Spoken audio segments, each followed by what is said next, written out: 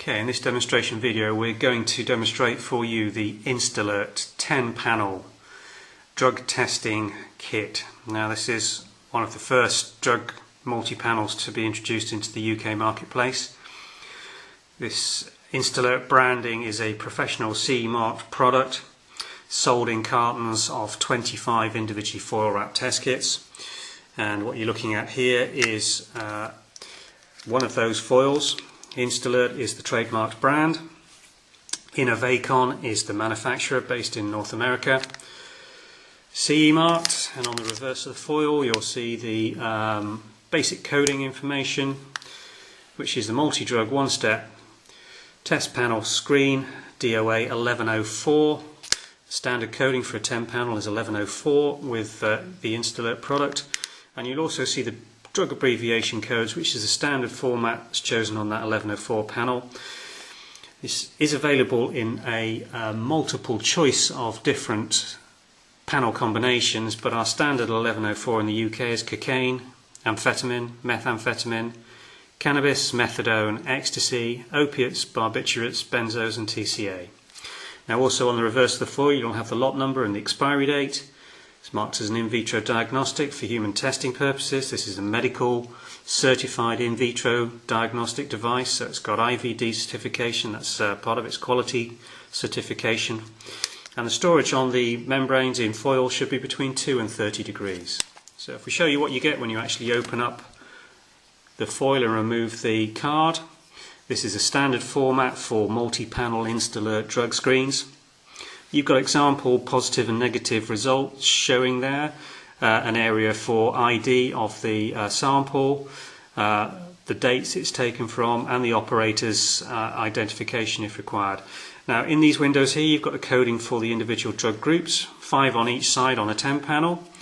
So if we turn it over you'll see almost identical information on here with a different set of test panels. And to conduct a test, very simple itself. Remove the foil cover, and there you have, if I show you this end on, in this case a set of 10 prongs coming out the base with individual wavy lines. The maximum dip line on a 10 panel and any other multi-panel is the actual base of the plastic holding, so you don't want to dip it further than that. If I just take this panel now and apply it into a sample, you need to apply this into a sample for between 3 and 5 seconds. If I bring that back into the view of the camera now, you will see travelling up in the test window area, you'll see the pinkish dye travelling now osmotically up from the prongs where it's been absorbed.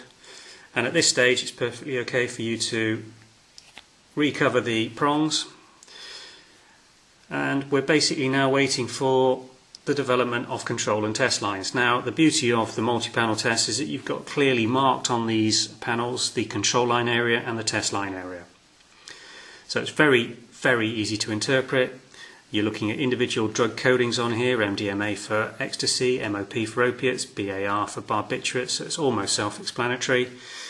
And you can see on this all negative test result that even now at 1.5 to 2 minutes after applying the sample to it, you can interpret the results on this panel as all negative. You've got control lines showing in every window and you've got test lines showing in every window. And I think it's quite useful to be able to show you the variance that you get on some of these test lines. If we have a look at the TCA line here, which is the one furthest to the right of your screen, you'll see that the test line showing on the TCA membrane is very much fainter than the corresponding BZO test line in the panel window next to it. Now that is of no consequence whatsoever in terms of the interpretation of your results. You have a discernible test line there showing, and as long as you have that at the 10-minute cutoff, you must interpret that as a clear negative result.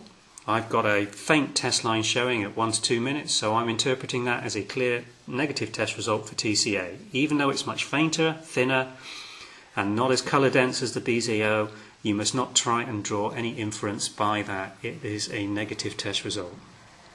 So at that stage, after 1.5 to 2 minutes, if you've got all negative results on your panel, that's it. Your test's complete. You can move on to the next test that you have to perform. So you are looking at a turnaround and operating time in terms of negative results being shown on these test panels in 1.5 to 2 minutes. So it's quite physically possible to be able to do, one every 5 minutes in terms of a screening procedure. That's the sort of time you should be allowing yourself. The problem comes when you start getting positive results. Now, you have to interpret a positive result at the specified time that the manufacturer has given you on the full data sheet instruction that is supplied with these tests. And in the case of InstAlert, that's 8 to 10 minutes. So if you have no test line showing at the 10-minute stage, then that is a positive result. But obviously that does slow your testing procedure down somewhat, that you've got to give it that period of time. So the only additional piece of equipment that you're going to require to conduct these tests really is some form of timing device. That can be a simple wristwatch, stopwatch, whatever you have available. In this day and age it tends to be an iPhone timing system that you set going.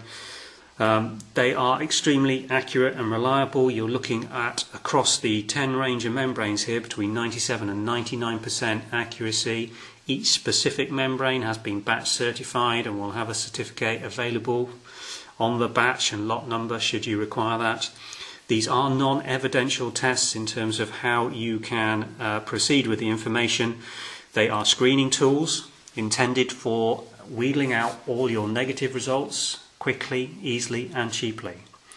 As soon as you hit a positive test result on one of these panels, you will be required, if you are going to take any action or move to an evidential arena, to confirm the test results using an accredited laboratory service. Now that means basically either containing your sample or taking a further sample and sending it to an accredited lab who will conduct a GCMS test, that's gas chromatography mass spectrometry, which is still considered the gold standard in terms of testing in this country, and they will provide an evidential certificate confirming or in some cases showing that your positive result was not down to illicit drugs but may be down to substances like cocodamol or other codeine based products that may give you a positive on the opiate test. Unfortunately, with these types of tests you have no ability to determine whether a positive opiate test is down to cocodamols, DF118s, i.e. prescribed, legal or over-the-counter codeine and opiate-based analgesic products. You cannot differentiate those on a simple dip test from street heroin or opiate use without proceeding to a GCMS.